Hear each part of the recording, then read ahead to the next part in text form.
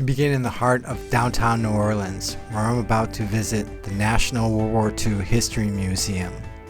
The monument, American soldier, strong, steadfast, and never alone. Anne Frank, who reminds us of the innocent lives lost forever and changed by the war. Her diary, a voice for millions who could not speak. The Atlantic Wall, brought here from Europe, once part of Hitler's defenses against the Allied invasion of Normandy.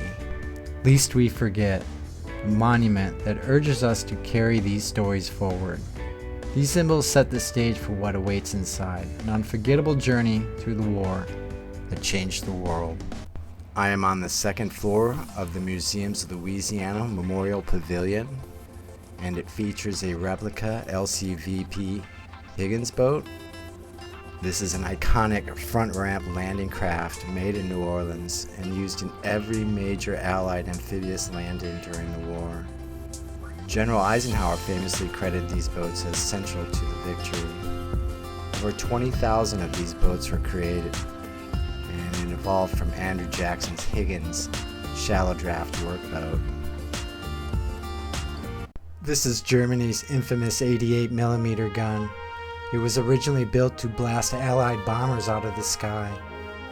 Its high-velocity shells made it equally lethal against tanks. Okay, just a few steps away, something very different but just as vital to the war effort, the Union Pacific Railroad troop sleep car. During World War II, America relied on its railroads to move millions of service members across the country. These cars were simple and rugged and were converted from standard passenger cars into rolling barracks. Currently, the museum has it set up for orientation for the museum, and you'll want to sit down and check that out because the museum has like 5-6 different locations, so you'll want to plan it out. This mural showing military strength, 850,000 troops available for Japan, 335,000 for America, 3,180,000 for Nazi Germany.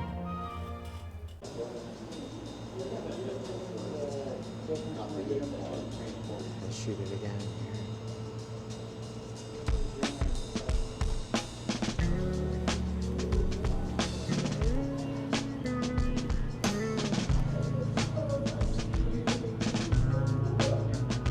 The size of this gun.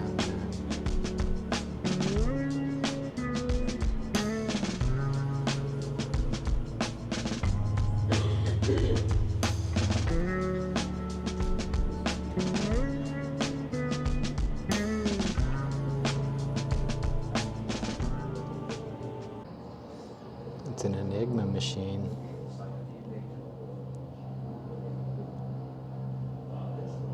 Captain James Stack, command's weather advice, delivers his report. It appears that Bernard Montgomery, commander of the ground forces, wants to go. I think we should go. Air Marshal Arthur Tedder, the Deputy Supreme Commander, favors postponement. We should wait.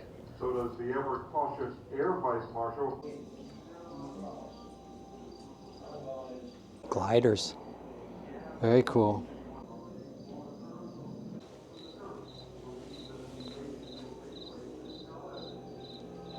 You have LSTs, LCIs, LCTs, LCM, LCVP. You got some corvettes in there, some minesweepers, frigates, sloops, monitors, battleships, cruisers, destroyers. My God, they brought it all. Yeah, some of these aircraft that were in here, you had cargo planes, you had gliders, you had reconnaissance, air and sea rescue, you had heavy bombers, light and medium bombers, coastal command types, and fighters.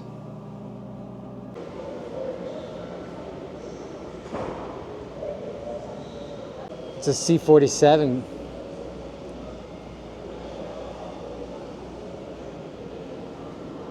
That is pretty cool. The USS Missouri gives you an indication of how those planes were launched, just like on the Alabama. And look at the guns on this. They're just all over the ship. And it covers every angle that you could possibly need to shoot. Again, that's the USS Missouri. This is the USS Arizona. Quite a bit size difference.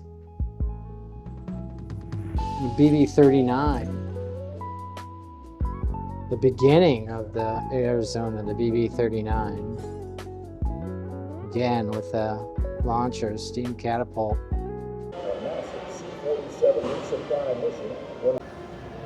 DKW 9Z350 Motos.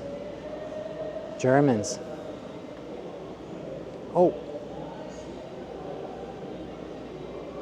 Yeah, German Wehrmacht. Whoa, look at that thing. You're rumbling along that. Also looks like the movie, you know, the motorcycle from The Great Escape. 1942 Harley WLA. Pretty cool. Rumble along in that. That would be fun. Look at your weapons right up front there. Handy.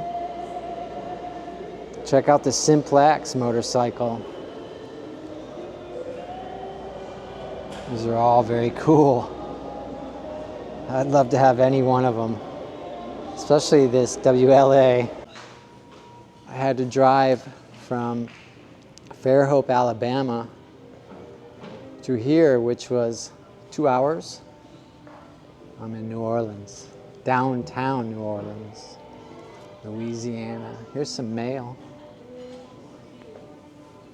Get me the hell out of here. Oh my God, what a nightmare. Hey man, it was a blast on the jump. Check out what I made, man. They're shooting the shit out of us and I'm making drawings. All right, let's check out some more gear from my brother.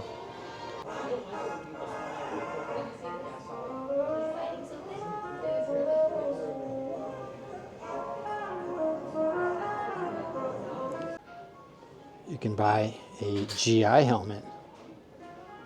Very cool. A true airspeed computer. Bomb release control type. Here's an M250 Cal. See those on the B-17s. And then a Norden bomb sight. Check that out. Let's see if we can get a down shot of it. Let's see what I'm doing, but okay. Okay, this striking aircraft is a B-24D Liberator. Actual name is Overexposed. You're looking at the forward fuselage of this heavy bomber. This helped carry the air war across Europe and the Pacific. The 24 was massive, 110-foot wingspan, 10 crewmen, and the ability to haul up to 8,000 pounds. It had a range of 2,800 miles. It was crewed by pilots, bombardiers, engineers, and gunners, and had 11 50 cal machine guns defending it from enemy fighters. It's painted with nose art honoring First Lieutenant Billy Sowell. Here's your classic Willis.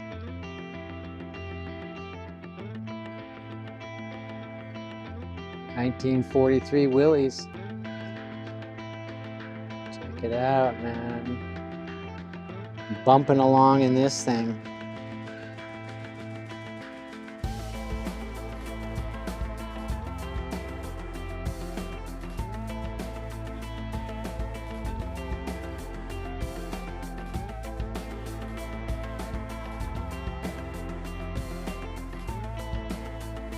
It's a CCKW hardtop. 2.5 ton 6x6. Jesus, that's a beast, man. Gosh, so cool. Look at gun right there, man. That's awesome. Look at that, it's all stylish too. Shouldn't be touching who's inside the cab. Hey man, turn on the AC. What? What the hell, buddy? Check it out, B-17 bomb rack. I walked right along a B-17, right in between what would have been the bombs. This is a Pratt & Whitney. It's a twin Wasp engine. I think it's an R1830 90D. That is super cool. What the hell's the Liberty Bell doing here? Normandy Liberty Bell. This is the back of a hardtop. 45 miles an hour. That's a drag. It says it's a Dodge WC-56 command car. 1942.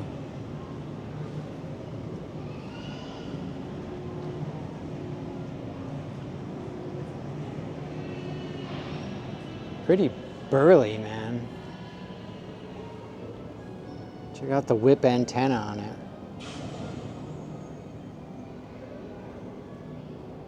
Yeah.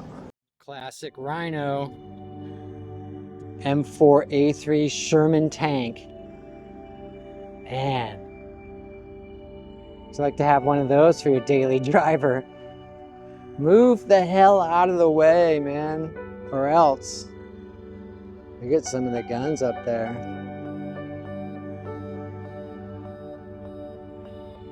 You want to see a 1942 Harley WLA? Here's one. I would love to have that. That is so badass. I'll take it up the mountains, go fishing with it. That is awesome. I'd do a road trip for sure. I love it. Oh, right on, man. This is a Jeep Ford GPA amphibian.